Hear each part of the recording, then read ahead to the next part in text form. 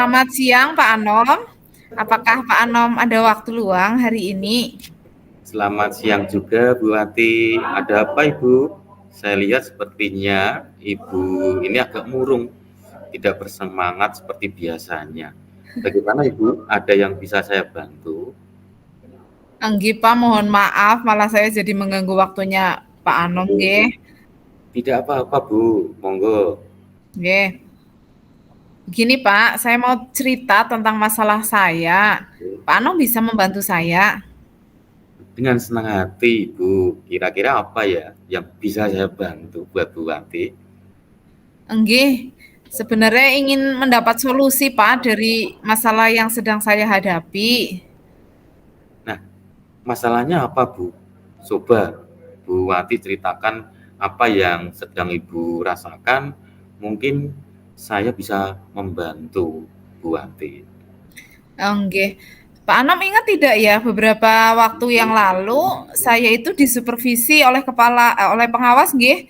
Oke. Nah, setelah itu saya mendapat teguran untuk Pak dari pengawas. Nah, bagaimana bisa Bu? Lalu apa yang membuat Ibu itu mendapat teguran dari pengawas sekolah? Kalau menurut saya sebetulnya masalahnya tidak terlalu serius, Pak. Loh, tidak serius gimana? Pengawas mengkritik tentang proses mengajar saya, Pak. Oh, masalah proses mengajar yang sudah dilakukan ya Bu. Apakah Ibu tidak bisa mengelola kelas dengan baik ataupun sampai dikritik? Itu kalau boleh tahu gimana sih Bu? Beliau sepertinya keberatan waktu saya mengajar tidak memakai buku teks, Pak. Oh, lalu bagaimana tanggapan Ibu dengan respon dari pengawas tersebut? Saya sejujurnya menyampaikan kepada beliau karena selama saya mengajar, saya menggunakan berbagai sumber. Hmm, Dari buku referensi perpustakaan, yang hmm, penting kan mengacu pada kurikulum nih, Pak. oke. Ketika saya sampaikan seperti itu, beliau merasa tersinggung, Pak. Oh, begitu. Jadi masalahnya begitu. Kalau begitu, saya tanya Ibu dulu. Selama ini, apa yang Ibu lakukan di dalam proses belajar mengajarnya? Enggih, seperti yang saya ceritakan tadi, Pak. Jadi saya itu menggunakan berbagai sumber Hmm, dari buku di perpustakaan, hmm, kemudian mengajak siswa untuk menonton video dan hmm. menayangkan video-video pembelajaran yang interaktif dan menyenangkan, Pak. Nah, ini yang jadi pertanyaan mengapa Ibu Wati kok tidak menggunakan buku teks? Menurut saya, sumber belajar yang saya gunakan ini sudah memudahkan siswa untuk termotivasi dan sudah mengacu pada kurikulum. Nah, sebenarnya sih itu sudah bagus, Bu. Lalu bagaimana hasilnya saat Ibu mengajar menggunakan sumber belajar tersebut? Seperti yang kita ketahui, karakter siswa itu kan berbeda-beda, Bu. Dan belajar pun harusnya juga berbeda-beda. Betul juga ya Pak, kenapa saya tidak kepikiran ke sana ya? Selama ini ada beberapa siswa yang hasilnya masih kurang maksimal. Nah, itulah Ibu pentingnya buku teks sebagai sumber belajar. Mungkin harapan dari pengawas kemarin adalah seperti itu. Ibu supaya pakai menggunakan sumber belajar dengan buku teks juga, tidak hanya dari perpustakaan ataupun dari media yang lain, Bu. Saya pikir ada benarnya juga ya Pak Anom ya. Nah, setelah Ibu bercerita, sekarang bagaimana perasaannya Ibu? Iya, terus terang beberapa hari ini saya merasa kurang nyaman Pak. Hmm. Saya nggih menjadi apa ya resah di rumah, kepikiran terus dengan masalah ini. Kemudian akibatnya pekerjaan lain jadi agak terbengkalai, Pak. Nah, jadi ini ya Bu, jadi kepikiran di rumah terus ya. Nggih. Lalu apa yang membuat Ibu merasa tidak nyaman selama selama ini, Bu? Nggih, sebetulnya yang membuat saya resah dan tidak nyaman itu karena Bapak pengawas menyampaikan hal tersebut kepada kepala sekolah. Nah, saya takut nanti akan jadi masalah di kemudian hari, Pak. Oh, begitu. Jadi kalau saya bisa menyimpulkan yang membuat Ibu merasa tidak nyaman adalah saat supervisi itu ya, Bu. Karena Ibu tidak menggunakan buku teks sebagai sumber belajar dan ketika pengawas memperingatkan Ibu, memberikan argumen, sehingga hal itu membuat pengawas merasa tersinggung, lalu menyampaikan kepada kepala sekolah. Itu kalau menurut saya, Bu. Iya iya Pak, betul juga. Kira-kira saya akan dipanggil dan ditegur oleh kepala sekolah atau tidak ya Pak? Waduh, oh, itu kalau menurut saya inilah Ibu. Kalau menurut saya, untuk masalah ini Ibu bisa merefleksi dan mempersiapkan diri jika ditegur oleh kepala sekolah. Harus siap menjelaskan masalah yang sebenarnya terjadi dan pasti beliau juga akan menyampaikan hal-hal yang positif sehingga menambah semangat Ibu Wati itu dalam mengajar. Mudah-mudahan ya Pak. Mudah-mudahan juga seperti itu, Bu. Dari apa yang sudah Ibu sampaikan, apa rencana Ibu Wati ke depannya? Saya berniat untuk menemui beliau untuk membicarakan hal ini Pak. Mungkin beliau akan menemukan solusi, Nah, akan memberikan solusi. solusi dari kepala sekolah, nggih. Lalu, Oke. apakah ada hal lain, Bu, yang bisa dilakukan? Saya juga akan menemui pengawas dan saya juga akan meminta maaf kepada beliau. Kemudian terkait proses belajar, ke depannya saya akan menggunakan buku teks dan meminta saran kepada pengawas bagaimana menjalankan proses belajar mengajar yang baik, Pak. Nah, bagus, Bu. Tapi untuk kedepannya, bagaimana dengan proses belajar mengajar Ibu selanjutnya? Setelah ini, saya akan memakai buku teks untuk sumber belajar utama, walaupun nanti sumber belajar yang kemarin saya terapkan juga akan masih saya pakai untuk penyamanan dengan cara tersebut seperti itu, Pak. Jadi ada beberapa sumber yang saya gunakan seperti itu. Langkah yang Ibu Wati ambil ini sudah tepat sekali. Saya setuju dengan ide itu, Bu Wati. Nggih, syukurlah sekarang saya sudah menjadi lebih lega, sudah apa ya, plong kayak gitu ya. Takutnya saya salah mengambil langkah dalam menyelesaikan masalah ini, Pak. Apalagi ini berurusan dengan atasan kita. Agak khawatir takutnya salah langkah. Khawatir juga nggih, Bu. Nggih. Alhamdulillah, syukurlah, Bu. Ibu sudah merasa lega. Lalu dari yang sudah Ibu rencanakan tadi, ini komitmen ya, Bu. Komitmen apa yang akan Ibu lakukan untuk menjalankan rencana itu? Untuk hal itu, dalam proses belajar mengajar, saya akan mengacu pada kurikulum, kemudian mematuhi aturan-aturan yang ada, termasuk aturan dari pengawas tentang penggunaan buku teks, Pak. Saya akan melakukan itu. Nah, kalau misalkan nanti dukungannya, Bu, dukungan apa yang dibutuhkan Bu Wati untuk melakukan komitmen yang sudah direncanakan tadi? Itu yang masih saya pikirkan, Pak. Mungkin saya akan mencoba berkomunikasi dengan teman guru yang serumpun Oke. ataupun guru yang lain untuk kita sama-sama saling mengingatkan, Pak. Nah, bagus, Bu. Itu ide yang bagus sekali buat Bu Wati.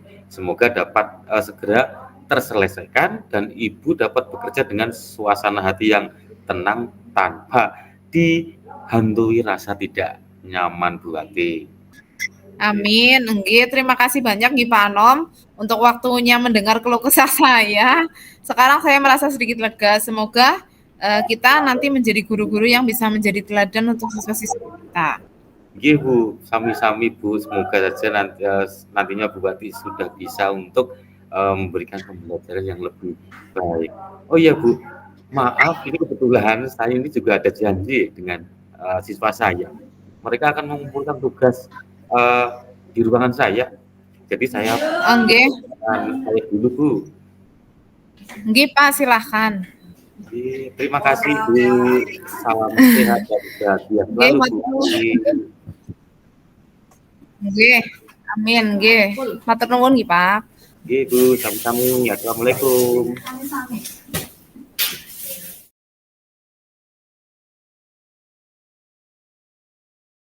Selamat siang, Bu Wati. Apakah Bu Wati mempunyai waktu luang hari ini? Selamat siang juga, Pak Anom. Tentu saja, Pak. Ada apa? Saya lihat Pak Anom sepertinya sedang ada yang dipikirkan. Bagaimana, Pak? Ada yang bisa saya bantu? Mohon maaf, Bu Wati. Saya jadinya mengganggu waktunya Bu Wati. Oh nggih, nggak apa-apa Pak. Monggo. Nggih, begini Bu, saya mau curhat tentang masalah saya ini. Mohon maaf sekali Bu. Apakah Bu Wati bisa membantu saya? Oh nggih, dengan senang hati Pak. Kira-kira apa yang bisa saya bantu? Nah, ini permasalahannya begini Bu. Di kelas saya ada peserta didik yang susah sekali kalau disuruh mengumpulkan tugas. Disuruh tugas ini, tugas itu, dia susah sekali. Banyak sekali alasannya. Saya sudah sering menasehati bukan 1 kali, 2 kali, ataupun 3 kali untuk mengerjakan tugas. Namun tidak ada perubahan sama sekali. Oh begitu masalahnya. Apa yang ingin Pak Anom dapatkan dari pembicaraan kali ini Pak? Saya ingin Bu untuk menemukan langkah yang bisa saya lakukan agar peserta didik saya itu bisa berubah jadi rajin untuk mengumpulkan tugas dia ataupun tugas dari saya Bu. Baik Pak. Bisa ceritakan tentang masalah dari peserta didik Pak Anom yang sering tidak mengumpulkan tugas tersebut? Ngeten nggih Bu. Oke, Jadi peserta didik saya itu kan bernama Azam Bu. Kalau oke. saya menagih tugas yang dikerjakan di rumah, dia selalu beralasan. Banyak alasan yang diberikan. Ada saja alasan yang diberikan sehingga saya bingung harus menentukan bagaimana untuk penanganannya. Begitu Bu Wati. Oh, nggih. Alasan seperti apa yang biasa disampaikan oleh peserta didik tersebut, Pak? Seringnya alasannya itu lupa Bu, lupa belum mengerjakan tugas. Seringkali seperti itu. Kalau tidak ya alasannya buku pekerjaannya ketinggalan, kemudian bukunya tidak dibawa. Nah, itu alasan yang sering dilakukan, Bu. Lalu apa yang Pak Anom lakukan ketika anak beralasan tersebut? Sudah berulang kali, Bu. Saya menasehati anak supaya malamnya itu mengerjakan dan memasukkan di tas supaya tidak ketinggalan. Tapi ya sama saja hasilnya, Bu. Baik. Apakah menurut Pak Anom usaha Pak Anom itu sudah maksimal untuk mengusahakan anak supaya tidak lupa terhadap tugasnya? Gini, Bu, gini. Kalau ditanya seperti itu belum sih, Bu. Mungkin masih ada hal lain yang bisa saya lakukan. Nah, apa nih kira-kira yang bisa Pak Anom lakukan untuk bisa mengingatkan peserta didik supaya lebih rajin lagi dalam mengerjakan tugas? Kira-kira apa, Pak? Gini, Bu. Saya saya bisa meminta peserta didik itu untuk membuat catatan tugas yang harus dikerjakan. Misalnya mencatat tenggang pengumpulan, kemudian memintanya untuk menempel di dinding kamarnya misalkan, agar dia bisa selalu ingat dengan tugasnya. Jadi kalau misalkan ditempel di dinding kan dia selalu ingat, Bu. Oh, saya masuk kamar, oh ada tugas. Nah, itu Bu, yang saya lakukan kepada anak. Kira-kira apa lagi yang bisa dilakukan selain itu, Pak? Mungkin ada yang perlu mengingatkan mungkin ketika di rumah seperti itu? Oh, oh iya Bu. Saya bisa minta nomor WA orang tuanya, WA kakaknya untuk mengingatkan tugas yang harus dikerjakan oleh Azam. Mengapa tidak terpikirkan oleh saya ya Bu? Sebelumnya itu nggak terpikirkan ya. Iya betul Bu. Wah, bagus sekali ide dari Pak Anom. Jadi nanti juga ada yang mengingatkan Azam ya di rumah ya. Iya Bu, mungkin akan saya lakukan seperti itu nantinya. Nggih, nggih. Nah, dari dua yang tadi, pertama membuat catatan yang ditempel di dinding, kemudian yang kedua meminta nomor WA dari orang tua. Kira-kira mana yang bisa dilakukan segera oleh Pak Anom? Saya kira untuk membuat catatan Bu. Karena saya bisa membantu membuat catatan bersama di sekolah bersama Azam. Kira-kira apa saja Pak yang dibutuhkan untuk membuat catatan itu? Nah, nanti saya butuh yang pertama itu kertas tempel. Jadi nanti selesai dari sini, saya mampir beli kertas tempel untuk saya berikan pada Azam, Bu. Baik. Kapan kira-kira Pak Anom mau menjalankannya? Nah, ini Bu, pasti akan saya jalankan secepatnya, Bu. Mulai besok pagi sepertinya bisa. Baik Pak Anom, berarti Pak Anom siap ya untuk melakukan besok ya? Nggih Bu, siap pokoknya Bu, terima kasih. Baik Pak, nanti saya tunggu kabar dari Pak Anom yang sudah melakukannya. Seperti apa hasilnya, apakah ada perubahan atau tidak, seperti itu. Baik sekali Bu, baik Bu Wati, nanti saya akan beri kabar perkembangannya kepada Bu Wati. Terima kasih atas waktunya Bu Wati. Nggih, sama-sama Pak Anom, monggo dilanjut untuk aktivitas selanjutnya. Nggih, terima kasih Bu. Nggih.